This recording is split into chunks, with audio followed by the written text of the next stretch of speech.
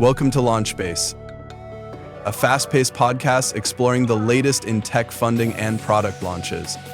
In under 30 minutes, we break down key trends, interview industry leaders, and uncover what's driving the next wave of innovation. And now your host, John Radford. Hello, and welcome to another episode of Launchbase. This is the podcast that dives into all things tech in under 30 minutes. So I'm your host, John Radford, and each week I chat with individuals shaping the tech landscape. And today I am thrilled to be joined by Alistair Russell. Alistair is an investor at Venrex, one of the most respected early-stage VC firms. Alistair's backed some incredible brands across consumer, fintech, and B2B SaaS, and he's just returned from a stint in the US, which is going to be interesting because that's given him a fresh perspective on the differences between the American and the European startup ecosystems. So today we're going to cover what makes the US and the UK tech scenes different, how investors assess early-stage teams, and what separates the great from the good, the current fundraising landscape, how founders can navigate it with confidence, and what Alistair looks for when backing a founder. So let's get into it. Alistair, thank you for joining us.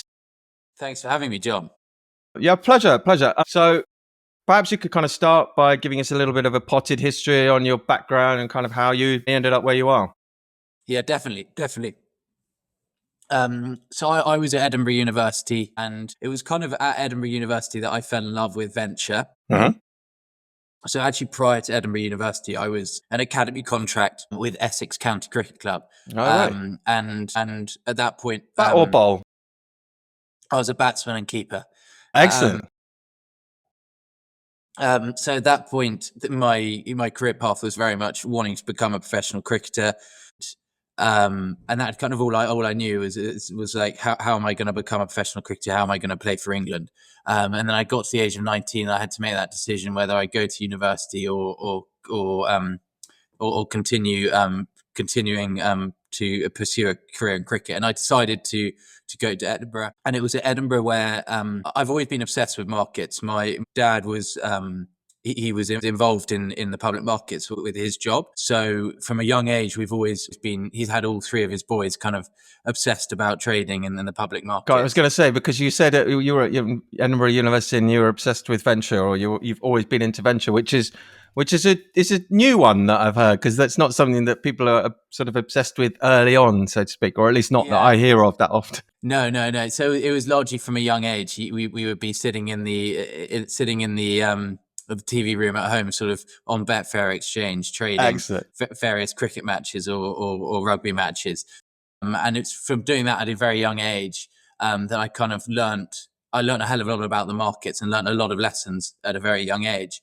And it was at Edinburgh University where a friend and I basically decided, because I at that point, I wasn't going to pursue a career in cricket and actually wanted to go get a degree and go down the traditional route. But we actually decided to build an algorithm to trade cricket instead. So we built that and had a fair bit of success with that over the 4 years at Edinburgh. Yeah.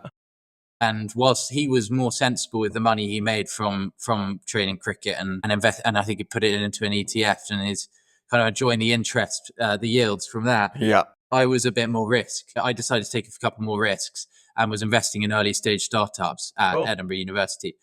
Wow. So I invested in 30 to 40 businesses over that 4-year period. And that's when I didn't have a proprietary network. It was very much investing into businesses through crowdsourcing platforms. So as you can imagine, the majority of those investments have actually ended up not being a success. But I learned a huge amount over that 4-year period about startups and what you should be looking for. So for example, I remember I was an early investor in City Mapper, and at the time I thought, this is absolutely fantastic business. This is a no-brainer. How can I not make money on this? My friends are obsessed with it. We all talk about it. It's got the network effects. We're so reliant on it to get around London. But the one thing I didn't think about at the time was the monetization component. Yep. And sure enough, 4 years later, I ended up losing 80% of my money on that investment.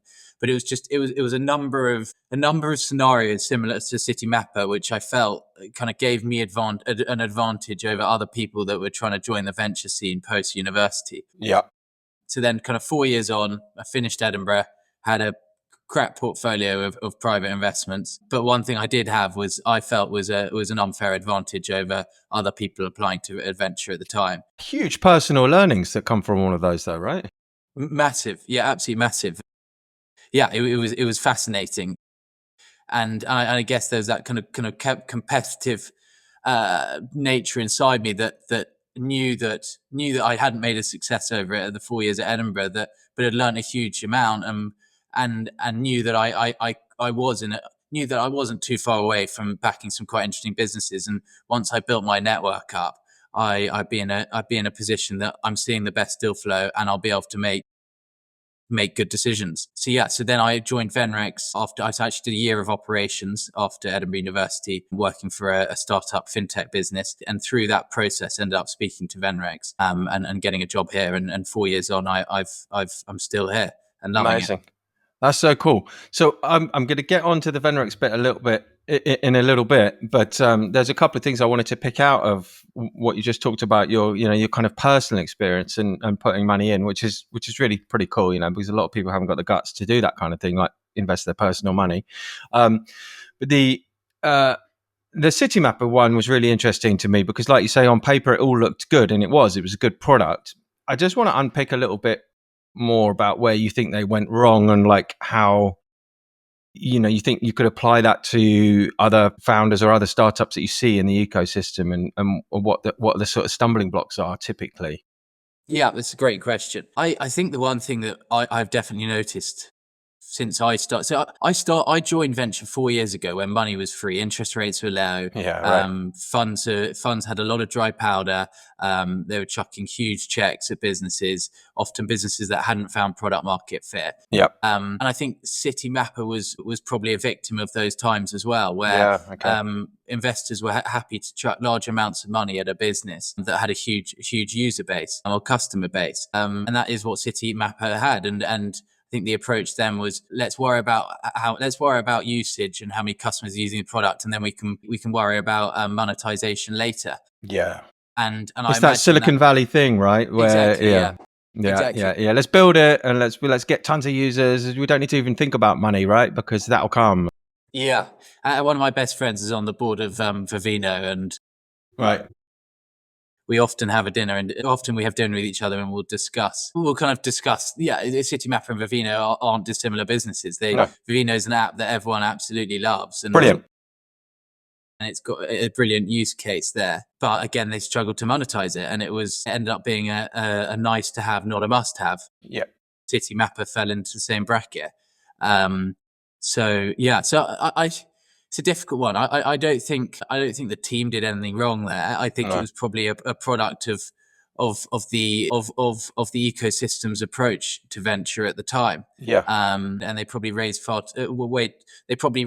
too much money without having proven out the monetization. Where did they get to? Did they get to like a Series A or anything like that? Or I actually don't know. Where they got to in the end, but I know that I was in at the top and out at the bottom. That's what I do know. Ouch. But actually, that segues quite nicely into, you talked about the ecosystem, and fast forward to sort of 2025 and where we are now. And do you think that the way people are building products and raising money for said products and that sort of thing has changed? And how so? And are you seeing that people are having to kind of start with a revenue first mindset and all that kind of thing? Definitely, and I think it's really refreshing to see people are having to prove out their business models from an earlier stage. Yeah. Investors are less willing just to chuck money at customers that have successfully acquired customers. Yeah. Startups that have successfully acquired customers.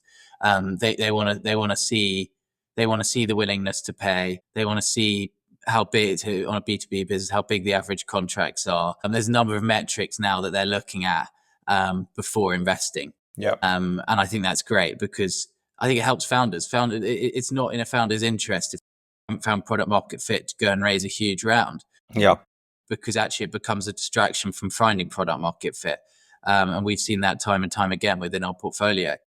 The most successful companies that we've backed over the last 4 years, which we were talking about one last week actually, called Sourceful, that raised a big round from Index. But they've been brilliant, and they've been very frugal with the cash that they raised, and they did raise a big round, but they haven't gone back out in that, I think it was 2020 or 2021. They haven't had to go back out to market. Excellent. Because even though they raised a big round back then, they were still very disciplined with that money. And as a result, the business is in good shape. Right. But that can't be said. The same can't be said for a number of our other portfolio companies that probably were a victim of the times and raised big funding rounds and thought, okay, now it's and were probably encouraged by the board to chuck money at growing the business without having found product market fit and the core metrics it requires to grow a business sustainably. Yeah. So yeah. So where do you guys typically get in? Is it at seed stage? So 50% of our investments are pre-seed and 50% of our investments are at seed. Yes, and I'd say we're probably on the later stage of the pre-seed space. So early signs of product market fit.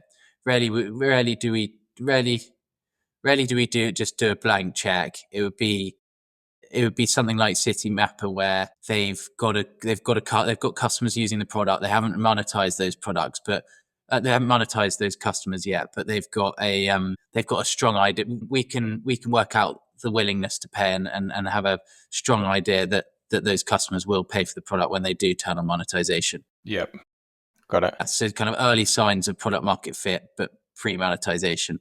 Okay, cool. So with you guys specifically, you don't necessarily have to have revenue at that point. It's just kind of a like you say, a willingness to pay. Yeah, exactly. And how are you defining that? How am I proving that to you?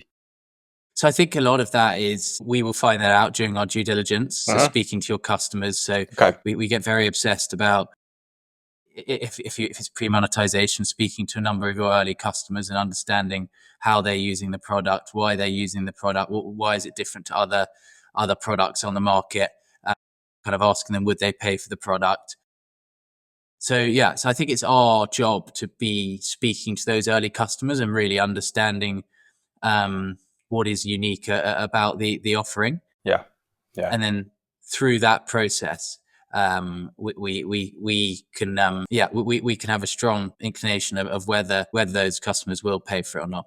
We do get it wrong as well. But so you've got to be sort of putting out fires for your customers, so to speak. Exactly, and that's why the valuations are low at pre-seed, because even though we are doing that work, there's still that risk that customers, that they might not pay for it when it does come around to the startup monetizing their product.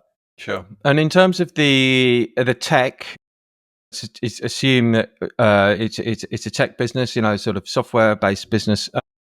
How advanced is the software? Do you care at this point, or is some of the money going into sort of rebuilding the software, and does that bother you, or how do you feel about that sort of thing? Where do you sit on the kind of the software side of things? Yeah, so we're not too bothered about the tech at that stage. Ultimately, it comes down, if we have confidence, if we have belief in the CTO. So they do have a CTO at this point. Do they have to have a CTO? It would be a technical founder. Yeah. So not necessarily a CTO, but a technical founder or co-founder.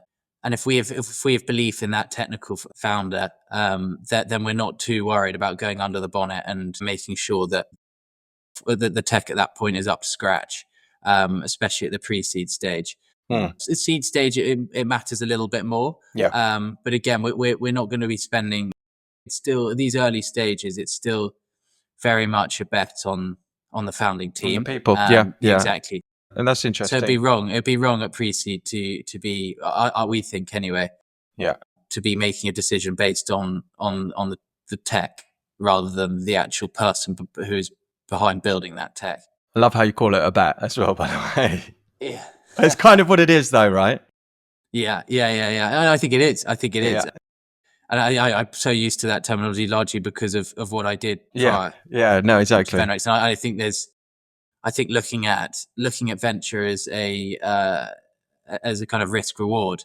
That's kind of how I'd look at the markets. The gambling markets is I wouldn't back something in a cricket match if it wasn't value. Yeah. So applying that framework to early stage venture, I think it holds me in good stead, because there's a lot of parallels that can be drawn with making a decision on the markets and deciding whether to back one team or another in a cricket match. Yeah, this is interesting. I'm going to stick on the tech just briefly before we get on to kind of the ecosystems. So now we got lots of sort of platforms where I can kind of build out my tech reasonably quickly, cheaply, efficiently using AI, no-code tools, etc., etc. What are your thoughts on people using those to kind of prove that market? Do you think that this is a wise play, or do you think they need to have the foundations in place at the start, if possible, to kind of grow that? Or is it okay to kind of, I'm going to prove my concept and I'm going to come and get sort of 300K or whatever it might be. But then that 300K is likely to be used to pay somebody to build some serious architecture to then scale the business. Does that make sense? Yeah.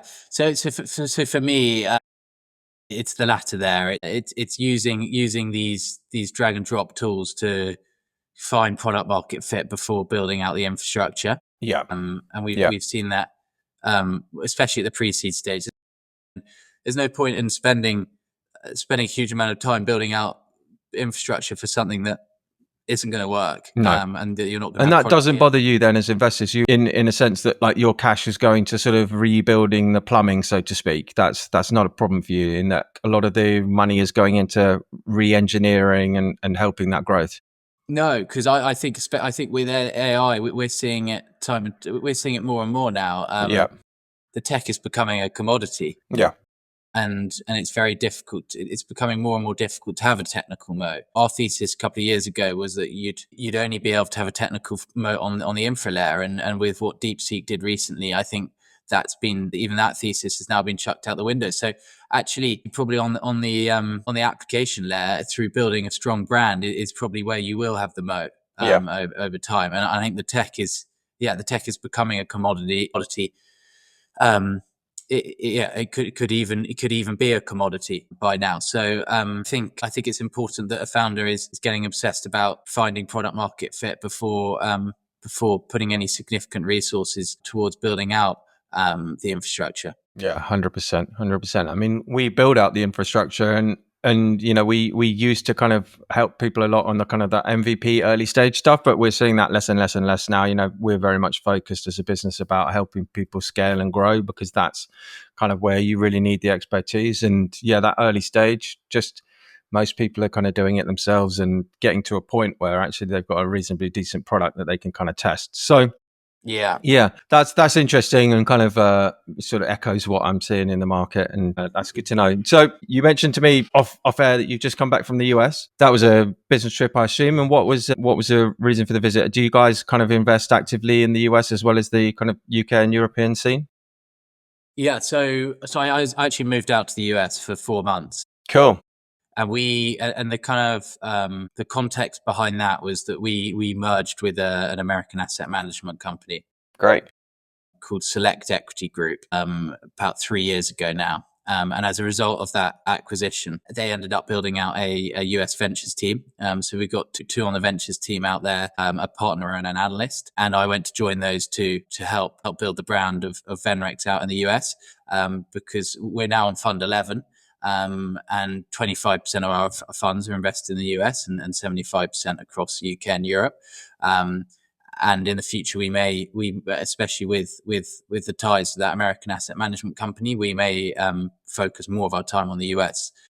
It's important that we're building out the brand and relationships with other VCs. So I spent 4 months out there. I was there from November to February, helping build the brand and getting us closer to the US ecosystem and the VCs out there. Great. Well, so let's talk about the US ecosystem specifically with regards to kind of comparisons with the European. I mean, other than the obvious of like kind of access to a more capital, what differences do you see? Are just rounds just larger? Is money a bit freer flowing? What are you seeing?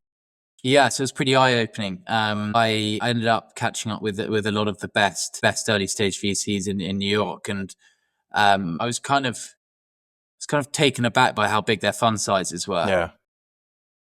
Where a fund in the UK has 50 million, the fund in the US has 300 million. So there's significantly larger early stage funds out there. As a result, the funding rounds at the pre-seed and seed stage are far bigger. Where a pre-seed round, where a business raises, where an AI business in London raises £1 million, in the US that would be £3 or £4 million. Yeah. And the same goes for Series A, where a business in the UK is raising a £3 million Series A, that's a 10 or 15 million pound Series A in the US. Yeah. So yeah, there's a lot more capital out there.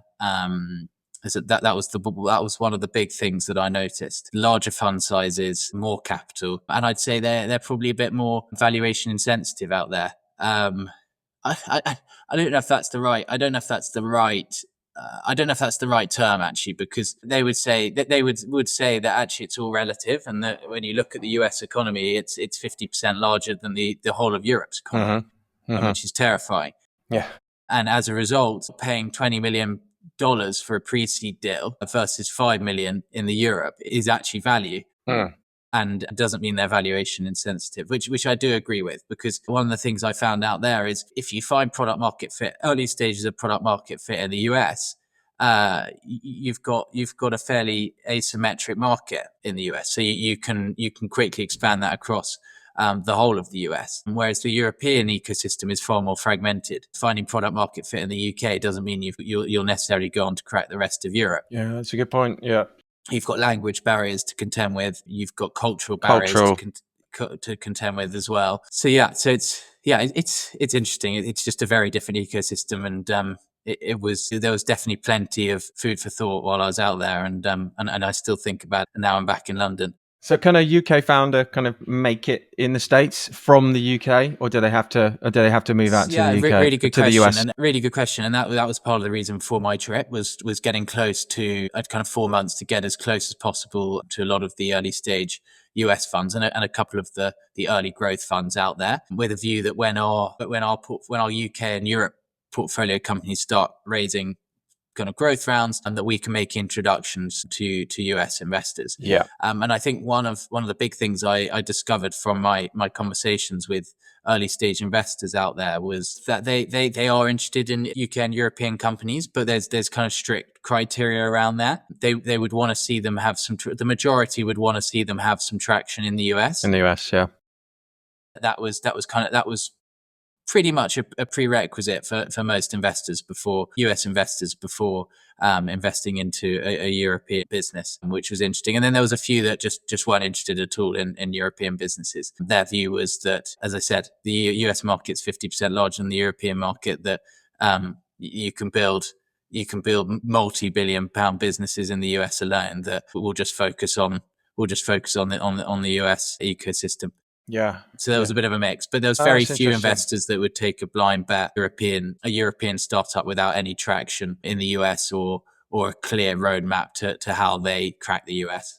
Yeah, I guess so. I suppose it comes down to a little bit of, if you're a European-based founder, what your kind of ambitions are with the business, I suppose, because the UK and European market is still big enough, so to speak. Like if you want that kind of lifestyle business, but if you're talking kind of unicorns and that sort of thing, then you probably do need to start thinking about the US from day one, would you say, or how do you see that? Yeah, it's a really good question, and it's a difficult one because we've seen a number of portfolio companies struggle with cracking the US. A lot of them have successfully cracked the US and have had. So Charlotte Tilbury was one that we was a pre-seed investment of ours, and they've successfully cracked the US. Not done too badly. Yeah, exactly. Yeah, but there's other portfolio companies. It takes a lot of time and resources to crack the US. It's not as easy as let's start marketing to the US, start sending out up our through. This is for consumer brand. And often there's got to be, you've got to go, but a message. Often there's intricacies around how you're messaging as well that you need to address to tap into the US market. I think beauty's been, which is an area that we invest in a lot. We've got a beauty fund as well here. And I think that's slightly different because I think the US look to Europe as kind of, it's kind of leaders in the beauty space. With a number of the businesses, we've got LVMH, L'Oreal, a lot of these great businesses that they look up to Europe when it comes to beauties. You can play on the kind of authenticity of being a UK European brand, whereas there's definitely other sectors where it's more difficult to play on that authenticity, and especially in the tech space. I think if you're talking B2B SaaS, then exactly. America's where it's at, right? Yeah, exactly. So it's like, why would we be buying from a European business rather than an American business? Yeah, that's quite interesting. So looking ahead in terms of, venture and the startup ecosystem and kind of 2025 and 26 and beyond, how do you see the ecosystem playing out, moving more back towards Europe, and, any trends that you're seeing or any things that we should be looking out for in the ecosystem? Yeah, it's a really interesting time, and again, I come back to kind of my own personal experience, and I joined venture in a time where money was free, it was easy to raise for funds and founders, to a time now where that isn't the case for funds and founders. So I think until we have some exits and the IPO market starts opening up, it's not things aren't going to change. And as a result, founders need to be a little bit more, I guess, kind of clinical about how they go about things over the next couple of years. What do you mean by clinical? Out of interest, So I think I know what you mean, but it'd be nice to get some context on exactly. it. So what I mean by clinical is kind of having a clear set of metrics that and that might be if there's a seed business we've backed, they've already spoken to growth funds, and they know what growth funds are looking for, and it might be clear metrics, clear growth rates that those investors want them to hit. And so what I mean by clinical is working toward is making decisions that allowing them to optimize those metrics. Sure. Got it. In order to be able to go and raise that growth round. So I think it's really important that founders are, everything they're doing is helping drive those top line metrics so that they can go and raise another funding round. Yeah. And also, I think a big thing is how can they get obsessed about using AI internally to bring down their operational costs. And so we've got a business that we backed that actually just got into Y Combinator, but we put a very small amount of money into the business. We put 200K into the business 18 months ago, and they've gone from they kind of 6 months ago. They took probably 12 months. That was a blind check. It was these three, and one of them just left JP Morgan. They're all 23 years. They're 23 years old, and we were happy to give them a small check because we had real conviction about their ability. Interesting. But they've still got that money. They've still got half that cash, and they're up to 600K now in ARR, and hope to be $1 million in the next couple of months, and Brilliant. Got into YC. But what's been so interesting about working with them is, from day one, they were obsessed about how they could use AI internally to optimize their processes. Yeah. So there's only 3 of them there still, and they've grown this business to 600K. Excellent. Nice and lean. And they can get to $1 million or even more than that with just the 3 of them. And I'm like, have you guys been thinking about hiring? And they're like, no, we just don't know. We think it's going to hold us back because we've got a marketing agent that we use internally that runs our marketing function. We've got a sales. It's an AI SDR. It's a sales development rep. So it's quite a hot space, but they're using their own tool to acquire customers. So they're not needing to spend any money on marketing. I think it's been the businesses like that have made me realize that the very best founders are trying to optimize all components of their business operations as well as their kind of top line metrics. So customer acquisition. I think it's one of those things where it's never been easier to start a business, but it's never been harder to kind of scale one, so to speak. Yeah. And like you say, the people who the cream still kind of rises to the top, but it's that cream is getting harder and harder to find and harder to execute. Yeah, definitely. And on those three founders, I want to end on that point actually, because it's quite interesting, because I want that to be a takeaway from the session. Is you mentioned they were 23, so it sounds like they might have been first time founders. Is that correct? Yeah, they were. Okay, yeah. So you got a 23, pretty young, first time founders. So why them specifically? What was it about them? Because like you say, even at this stage, generally speaking, it's around the founding team. So why them? Why did you take the bet on them? And what are the core things in founders that makes a great founder? Yeah. So this is the first business that we've backed. So we got to them through, which every VC is doing now, was outbound. The team in the US, we've got the asset manager. We're able to use the resources of the asset manager, and they've got a data science team that are constantly sending us in founders that might potentially be launching a business. So we reached out to this particular founder who just left JP Morgan and asked whether he was thinking of setting up a business, and sure enough, he was with his 2 of his best mates. So we got them into the office, And kind of over a week period, we really got to know them. And there was a number of, and that's all you really can do at that stage. They had an idea, but and the idea they're doing now is very different to that idea we originally backed. And that often happens. Always the way. Yeah. Always the way. So at the time, we weren't too interested in what they were building. It was very much, we were interested in their backgrounds and why these guys were going to win. And that's part of our process. We've actually just done a founder survey with the 200 portfolio. We've got over 300 founders now. We've got over 200 portfolio companies to try and understand their mindset and the ones that are winning, what's different about their mindset. And with this particular company, one of the founders, we were speaking to him and kind of like, what's your background? Like what's kind of driving you? Why do you want to build a big business here? And through that process, dug into kind of his school years, and he was telling us that he'd been to 5 different schools. I think he'd been expelled from a couple of schools. Right. One of the stories where he was age 12. Then these are the sort of stories that we're looking for about founders, which makes them different to other individuals. And this particular individual had at age 12. There was an exam coming up, and he'd hacked the intranet. The internal intranet, and found the exam paper in his teacher's files. So printed out that exam paper and gave it to his 3 best mates. So they all had the mark scheme for that exam. So they took it into the exam, all got 100% in the exam, but one of his mates left the mark scheme in the paper. And he got caught and was asked to leave. But it's through anecdotes like that you find out that these guys are wired differently. And there's a winning mind, there's a winner's mindset there. And it was through that process of getting to know these individuals over that week period that we realized that these are people that we can sleep easy at night, that they're going to be trying absolutely everything to curiosity driven, risk taking. Yeah. So do you think great founders are born, not made? I think that's a really, really good question. Yeah, I'd say.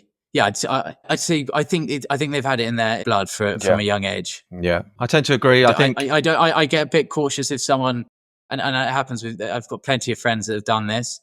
They get to the age of sort of 27 and they've gone through the corporate world, and they go, "Oh, I don't fancy the corporate world. I might just have a go at building a startup." I think the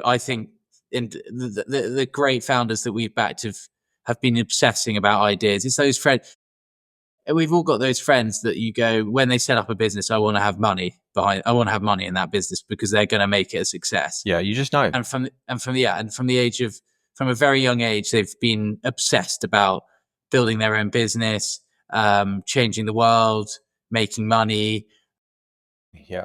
All of those things. And I've got plenty of friends that if they set up a business, I'll be like, I want to put an angel check in, or I'd love Venrex to be able to invest in that business, because I've known over the years, them that they're going to build something successful. Yeah. Yeah, that's really interesting. Founders, generally speaking, they've got a certain DNA, and it's wired in them genetically, I think. And you can kind of learn some of these things and the drive and the motivation, all that sort of stuff. But I think there's that, like you say, that innate curiosity and risk taking that a lot of the great ones have. Yeah, definitely. Amazing. Alistair, it's been fascinating chatting to you. Actually, we could go on forever, but I think that's a nice place to end it on. Thank you for your time, guys. If you'll give us a little summary about Venrex and what you guys are looking for, and if anybody wants to get in touch, what's the best way? Sure. Yeah. So a little bit about Venrex. We're in early stage, as I said, early stage venture capital fund, largely focused on pre-seed and seed. We're currently investing outside of Fund 11. There's kind of 3 core areas that we focus on. One is high margin consumer products. Another is any technology disrupting a consumer space, and then kind of B2B and enterprise software. The spaces that we don't invest in, we don't do much deep tech. We avoid insure tech. We don't do anything real estate related either. Cyber, we don't do too much of either. And we're happy to lead rounds, happy to follow. Check size is as small as 100K, all the way up to 3 or 4 million, depending on the round size and the stage of the business. Average check size about 750. And in terms of getting in touch, just reach out to me on LinkedIn. Very happy to chat. Very happy to offer any advice if I can. And Amazing. Alistair, thank you for your time. It's been great talking to you. Guys, if you enjoyed this episode, please do like and subscribe, leave a comment, and we'll join you on the next one. Thank you, Alistair. Thanks, John. Thanks for having me. Cheers, mate. Bye-bye. Thanks for tuning in to Launchbase. If you enjoyed this episode, don't forget to subscribe and share. Stay tuned for more insights on tech, funding, and product launches. See you next time.